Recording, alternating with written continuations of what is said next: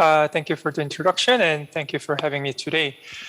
All right, today I'm gonna talk about two research work done at MIT. One is tunable coupler, the other is noise spectroscopy. And then I'm gonna describe how these two work help us build high-fidelity superconducting processor. Before getting into technical details, let me start with some broad introduction, why we want to build a quantum processor. So there are lots of promise in quantum computing, but let me highlight some key potential applications. First is quantum simulation. Simulating a quantum system is hard in classical computer. One example is predicting chemical reaction between molecules. So this type of task is hard to do in classical computer, but it has many applications, including drug discovery in the pharma industry or new material development in chemical or battery industry. And quantum computers have the promise to enable efficient quantum circuit simulation, which can create a lot of value in these industries. In addition to that, there are certain type of computational problems which are hard to solve in classical computer, but we can expect some quantum speedup. Examples are optimization and number theoretic problems like vectorization. And all these problems are also closely related to many industries. So if we have a functional quantum computer, it will create or it will have a huge impact on our lives. But the real question is, do we have a functional quantum computer to realize this promise? To answer that question, let's look at the commercial state of the art. There are two major companies building superconducting quantum processor, IBM and Google. Both have pretty large number of qubits. IBM has 127 qubit system. Google has 53 qubit system. But what matters is not just the number of qubits, but their qualities. And the quality that we care in hardware is error rate or fidelity. And they use different metrics for benchmarking their systems. So let's look at one by one. IBM used quantum volume as their metric, and they recently reported that they reached 2 to the 9 quantum volume. This means that if you run a quantum circuit with 9 qubits and 9 circuit depths using their device, you will get 66% fidelity, which means that the remaining 33%, you get the wrong answer because of the error in hardware. In the case of Google, they performed a quantum supremacy experiment in 2019. They performed a quantum circuit with 53 qubit and 20 circuit depths, which is a pretty huge size of quantum circuit. It is hard to perfectly simulate in classical computers. That's why they call quantum supremacy. But it also shows some limitation. They got 0.2% fidelity for this circuit, which means that 99.8% probability they got the wrong answer because of the error in hardware. So both are impressive engineering work, but it also shows some where we are. It basically shows that we are not at a point to realize the full promise of quantum computing or quantum application that I just described. To realize that promise, we must build more robust quantum processor. Okay, so to do that, the first step is figuring out what caused the errors in hardware. There are a couple of reasons. First reason is a qubit is very sensitive to environmental noise. This image shows some examples of environmental noise that affect the superconducting qubit performance. This includes flux noise, charge noise, and photon shot noise. And all this noise can destroy quantum information stored in a qubit and cause significant errors. So this is problem number one. And problem number two is systematic error. As we increase the number of qubits or scale up the system, one major issue that we face is some parasitic coupling between qubits. And this error becomes more complicated as we scale up the system. So this is problem number two. And our work is basically addressing these two types of qubit errors. So first, because the qubit has so many environmental noise sources, we first need a tool to identify which noise is dominant noise source. And we develop a noise spectroscopy protocol, which basically use a qubit as a noise sensor to detect spectral information of the noise, which provides insight into the underlying noise mechanism. And to address systematic error, we developed a tunable coupler, which allows us to switch on and off the coupling strengths between qubits. Thereby, we can address the error comes from parasitic coupling and implement high fidelity to qubit gates. As a quick spoiler, here's a key result of these two work. In quantum noise spectroscopy work, we demonstrate that we can identify two noise sources, flux and photon shot noise, by utilizing multiple level transition of transmon sensor. And in the tunable coupler work, we optimize the coupler control to suppress systematic error, including leakage to coupler and unwanted interaction. And by doing so, we could demonstrate the state-of-the-art to cubic gate fidelities. All right, so far was the introduction, and then now let me move on to like some basic theories of superconducting qubit, basically how we can make a superconducting qubit. So to make a qubit, we first need a system which has quantized energy level structure so that we can store quantum information in the system. And the simplest example that we can think of is quantum harmonic oscillator, where quantum state is confined in a harmonic or quadratic potential well. And this results in evenly spaced energy level structure like this. And in superconducting circuit, you can easily make harmonic oscillator. You just need an inductor and capacitor to make an LC resonator. But it's tricky to operate this harmonic oscillator as a qubit because of this evenly spaced energy level structure. You cannot solely address within the 0-1 subspace, which we call computational subspace. For example, let's say we apply a microwave pulse to make a level transition from 0 to 1. Because the energy required to make a level transition from 1 to 2 and 2 to 3 are same as 0-1, this will cause leakage into higher states. So we cannot confine or manipulate the quantum information within 0-1 subspace. And in order to solve this problem, we need to break this linear energy level structure. To do that, we can introduce a nonlinear element into this circuit. And here, the nonlinear element that we use is a Josephson junction, which serves as a nonlinear inductor. Josephson junction is made from two superconducting electrodes that sandwiching a thin insulating barrier such that Cooper pairs can tunnel through the barrier. And from the Josephson equations, we can write down voltage current relation. And from this relation, we can compute the effective inductance. And you can see that it has some cosine term which exhibit nonlinearity. So if you replace this linear inductor by a nonlinear inductor, which is Josephson junction, now you get a transmon qubit. And now the potential function becomes cosine rather than quadratic potential, which result in this unharmonic level structure. And here we can define the level unharmonicity as the energy level difference between 0-1 transition and 1-2 transition. And because of that, now we can confine the quantum information within this 0-1 subspace.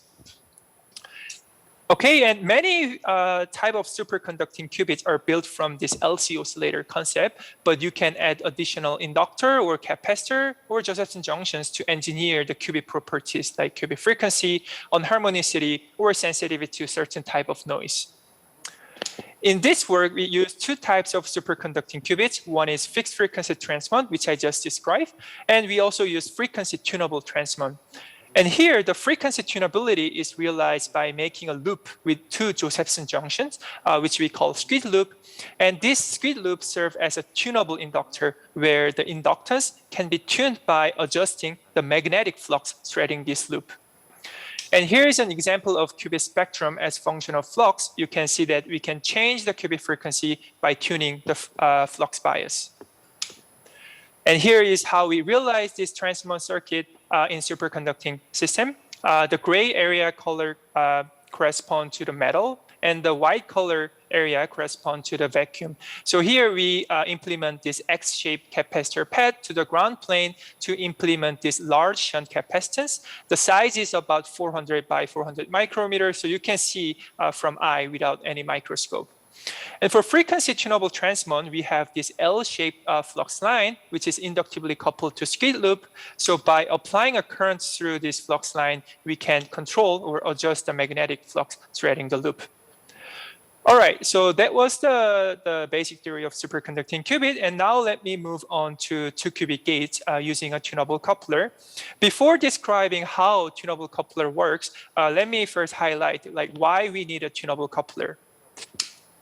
First, the position of superconducting qubit is fixed during the fabrication, so you cannot change the location afterwards.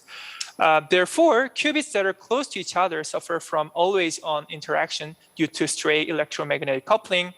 And this always-on coupling caused some unwanted continuous entanglement between qubits, which is 2-qubit gate error. And this 2-qubit gate error represents a big challenge when we scale up the system. And that's why we need a tunable coupler. Tunable coupler is a switching element that basically adjusts the coupling strengths between qubits. Since now we can switch off the coupling between qubits, we can mitigate the errors that come from parasitic coupling. And also we can implement much stronger coupling strengths compared to fixed coupling scheme. Therefore, we can make much faster 2-qubit gate with high fidelity. So that's why we need a tunable coupler in a large scale system. All right, so now let me describe how tunable coupler works. We consider a 3-body system. For now, you can just think of each element is a 2-level system. And they interact through the exchange type coupling. And we have this nearest neighbor coupling between qubits and coupler, and next nearest neighbor coupling between qubits. So if you write down the Hamiltonian, this is how it looks like. The first term is the energy term of the qubits and coupler. Second term is the coupling between qubit and coupler. And the last term is qubit-qubit direct coupling. And here we apply a transformation called Schrieffer-Ulf transformation. And what it does is now we can decouple the coupler mode from system dynamics so that we can focus on 2-qubit dynamics. And by doing so, we can extract the effective net qubit-qubit coupling strengths, which is composed of 2 terms. One is virtual exchange term, the other is direct qubit-qubit coupling term. And there are a couple of things to notice in virtual exchange coupling term. First, we can make this term negative by biasing the coupler frequency higher than qubit frequency. And we can also tune the magnitude of this exchange coupling term by tuning the coupler frequency. So this virtual exchange coupling term is negative and tunable, and the direct qubit-qubit coupling term is fixed and positive. So they destructive interfere with each other. So if we plot this effective coupling strengths as function of the coupler frequency, we can find a bias point where the coupling is completely canceled out. And by bringing down the coupler frequency, we can increase this virtual exchange coupling term so that we can switch on the coupling. And this is how we realize the system. Basically, qubits and coupler are now replaced by transmon qubits, and they are coupled through the capacitance. And using this tunable coupler, we implement 2 types of 2-qubit gates, control Z and I-swap gate. And 2-qubit gates are defined by 4x4 unitary matrix, or equivalently, we can write down truth table, which describe output states for given input states. For example, CZ gate, it doesn't make any change for the input state 00, 01, 10, but it apply pi phase shift for 11 state. And there are 2 things that I like to point out here. First, they are interchangeable. What it means that using 2 CZ gate and some single qubit operation, you can make I-swap. And also you can make CZ gate by using 2 I-swap and some single qubit gate operations. But depending on quantum algorithm, using CZ gate can be more efficient than I-swap in terms of gate overhead or the number of 2-qubit gate required. Examples are surface code error correction.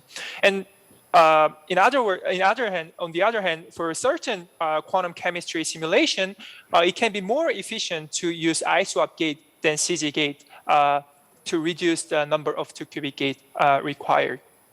So the point here is that having the ability to perform both CZ and I-swap natively in the same architecture can reduce gate overhead. Therefore, it can improve algorithm fidelity. So that's why we want to implement both CZ and I-swap in this architecture. All right, so now let me describe how we make a CZ using tunable coupler. The goal here is to let 11 state to acquire pi phase shift. And here we include the coupler state in our notation. So 11 state corresponds to 101 state. And here's the protocol. So first, we turn off the coupling, and then we bring 101 state in resonance with 200 state. On the bottom left, I'm showing an energy level diagram for 101 and 200 state. You can see that by tuning the qubit 2 frequency, we can bring them on resonance.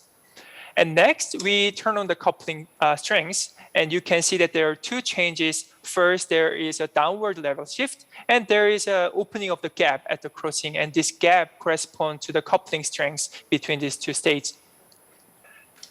So if we turn on the coupling strengths, these two states will start to oscillate. And by letting them complete a single period of an oscillation, we can make 101 state acquire pi phase shift. And here's measurement data, basically measuring the oscillation between 101 and 200 state as function of the coupler frequency. And you can see that the oscillation frequency, which corresponds to the coupling strengths, changes as function of the coupler frequency. Therefore, we can adjust the length of CZ gate by tuning the coupler frequency. And in this work, we implement 60 nanosecond long CZ gate, and by using the interleaved randomized benchmarking, we got 99.76% fidelity. And here we also optimized the pulse shape for the coupler to minimize the leakage into coupler state. But I'm gonna skip the details, but if you're interested in, please check our paper. All right, so now let me move on to iSwap gate, and it's pretty similar. The goal here is to swap 100 and 001 state with some additional phase shift. And the protocol here is first turn off the coupling. And then here we bring 100 state in resonance with 001 state. And then we turn on the coupling strengths. And these two states will start to oscillate. And here we let them complete a half an oscillation such that the two states are fully swapped. And we measure the oscillation between 100 and 001 as function of coupler frequency. And we can see that the oscillation frequency changes as function of the coupler frequency. Therefore, we can adjust the length of iSwap gates by tuning the coupler frequency. And we implement 30 nanosecond long iSwap gates. And here, again, we optimize the pulse shape to minimize the leakage. And also we cancel out the ZZ interaction during iSwap gate by choosing the specific gate lengths. And by doing so, we could achieve high fidelity that are close to like 99.8 or 99.9%. All right, so that was the 2-qubit gate part. And now let me move on to quantum noise spectroscopy. As a quick introduction, let me briefly review recent progress in quantum noise spectroscopy with a focus on superconducting qubit experiment. Quantum noise spectroscopy is a tool that uses a qubit as a sensor to measure the spectrum of environmental noise, and the obtained spectral information provides insight into the underlying noise mechanism. In the last 10 years, we have focused on somewhat limited type of noise and limited type of noise sensor. For example, we assume that noise is Gaussian distributed, and we assume that there is no spatial correlation in noise. And we also assume that the qubit sensor is a perfect level system. However, in order to obtain more detailed information about noise, we need to develop a tool that can characterize a more general type of noise, like non-Gaussian noise or spatially correlated noise. And we also want to make the tool broadly applicable to many types of superconducting qubit or just qubits. In today's talk, I'm going to talk about the third part, where we discuss some benefits of having multi-level noise sensor rather than two-level sensor. And in this work, we use spin locking technique. So let me briefly review what the spin locking technique is. So let's say we have a two-level system, and if we drive this system resonantly, it will create a pair of dress state, plus and minus. And the splitting energy between these two states is determined by Rabi frequency, which is proportional to drive amplitude. And in the spin locking experiment, we basically prepare at the plus state and measure its relaxation. And by measuring this relaxation, we can extract the noise power spectral density at frequency omega, which is the Rabi frequency. And this noise is relevant for qubit dephasing or some frequency fluctuation of the 0-1 transition. And in this work, we generalize this spin locking concept into a multi-level system. So now we drive not only 0-1 transition, but we drive 1-2 transition to create a pair of dress state plus and minus. And by measuring the relaxation in this new dress state basis, we can measure the noise that fluctuate 1-2 transition frequency. So now we have multiple sensors. Sensor 1 is measuring the noise that fluctuates 0-1 transition frequency. And sensor 2 is measuring the noise that fluctuates 1 to 2 transition frequency. So what is the implication of having this multiple sensor? That's what I'm going to describe. Before that, let me describe what is the experimental setup. We use the 3 transmon qubit device where we use the transmon on the right as a multi-level noise sensor, and other 2 qubits are far detuned, so we could neglect their presence in this experiment. And we focus on 2 noise channel, flux noise and photon shot noise. And to demonstrate the idea that we can distinguish these 2 noise contributions, we generate engineered flux noise and photon shot noise. And we bias transmon at the flux sensitive point to measure the flux noise. And we measure T1 of this qubit. For 0-1 transition, it was 60 microsecond. For 1 to 2 transition, it was 30 microsecond. All right, so now let me describe how flux noise affect the qubit or transmon sensor here. As I described earlier, if there is any change in flux bias, this will change the effective inductor of this qubit LC resonator, and that's how it changes the qubit frequency. But for transmon, the level unharmonicity, which is the difference between 0-1 transition and 1 to 2 transition frequency, is constant under flux noise. And what this means is that for some given flux noise, the fluctuation of the 0-1 transition and 1 to 2 transition will be same. So if you measure the spectrum of noise for 0-1 transition frequency and 1 to 2 transition frequency, it will be same. But this becomes different in the case of photon shot noise. So to describe that, let me first describe how photon shot noise affect the qubit. So here's an energy level diagram of transmon resonator coupled system, where x-axis corresponds to the transmon state, y-axis corresponds to the photon numbers in the resonator. And due to the coupling between transmon and resonator, the levels are hybridized. So you can see that the qubit frequency is shifted as function of the number of photons in the resonator. So if there is a fluctuation in photon numbers, that will fluctuate the qubit frequency.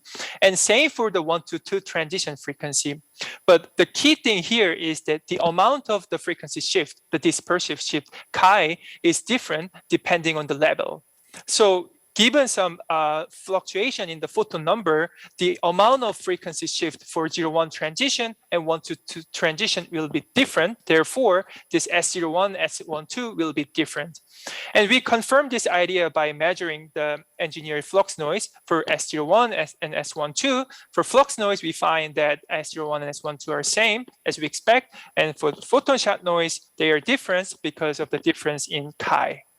So this experiment shows that by measuring S01 and S12, we can identify where the noise comes from, whether it's like from flux noise or whether it's from a photon shot noise. And to make one step further, now we measure the mixture of 2 noise, flux and photon shot noise, and measure S01 and S12. And in the frequency range where flux noise is dominant, as we expect, the S01 and S12 are pretty close. But in the range where photon shot noise is quite significant, then the ratio between S01 and S12 are determined by 2 individual contributions. And this result shows that now we can distinguish individual noise contribution from flux and photon shot noise by measuring S01 and S12. Okay, so now let me conclude the talk. So first, by summarizing the key results. So the key motivation of our work is making better quantum hardware. And the first step is system identification, basically figuring out like what dominant noise source in our quantum hardware. And to do that, we develop a quantum noise spectroscopy by basically using qubit as a noise sensor to detect some spectral information of the noise. And in this multi-level QNS work, we show that we can distinguish and identify 2 noise sources, flux and photon shot noise, by utilizing multiple level transition of transmon sensor. And due to the time limit, I skipped this work, but we also shows that we can measure high order spectrum of non-Gaussian noise by engineering the dynamic decoupling sequence. And another part is engineering architecture and control. And as a new coupling architecture, we develop a tunable coupler, which allows us to switch on and off the coupling between qubits. And by optimizing the control, we could demonstrate high fidelity to qubit gates. And as we getting closer to 3.9 gauge fidelities, we found that a big chunk of error comes from a control hardware imperfection. And one example is some distortion in control pulse. And to characterize this pulse distortion, again, we can use qubit as a sensor to detect the distortion, and then we can correct that. So these two work are not independent. Actually, they are complementary to each other. And in order to make better quantum hardware, we need to keep cycle of this engineering, figuring out what caused the dominant error, and then fix it, and then figuring out the next dominant error. And to say a few words about where we should aim for, let me discuss like challenges toward a real-world quantum computing applications. The plot on the left shows like where today's quantum computing is. And please pay attention to the gray area. That's the regime where things in quantum computer can be tractable on classical computer because it has a small number of qubits, or it has too many like errors, like too large error rates. And you can see that a lot of commercial systems fall into this category. And to realize the real world quantum computing applications, we need to move upper right corner where we have large number of qubits with smaller error rates. And in fact, to factorize the large integer number or simulate complex molecules, which is hard to do in current conventional computer, we actually need more than millions of qubits with like low error rates below 0.01%. And this is not like straightforward. It's very hard. There are numerous challenges toward this regime. Just to name a few, like control electronics overhead, we need to have like millions of RF electronics. And given the limited coherence time of transmon, it's really hard to reach like 0.01% to qubit error rate. And the current calibration scheme is very complex to scale up to millions qubits. And also we have limited cryogenic power. And to address this issue, that's why we recently founded a quantum computing hardware so our mission is basically scalable fault-tolerant quantum computing hardware, building this hardware by addressing the issues that I just described by introducing new different types of qubit and different type of control. More details about technology will be on press release soon, so please stay tuned. Back to our work at MIT, I'd like to thank our colleagues at MIT campus, MIT Lincoln Laboratory, and our theory collaborators in Dartmouth College. And thank you for listening to the talk. Thanks for the nice talk. The session is open for questions.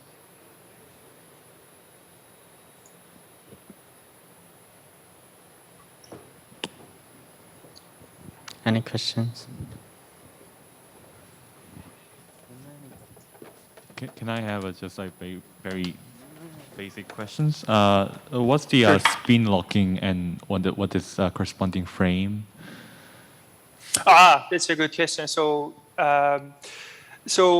in the Bloch-Spear picture, it's more intuitive to understand. So we basically prepare at the superposition state, let's say along the x direction, and we apply a coherent drive to lock the spin along the x-axis. And we measure the relaxation along this direction.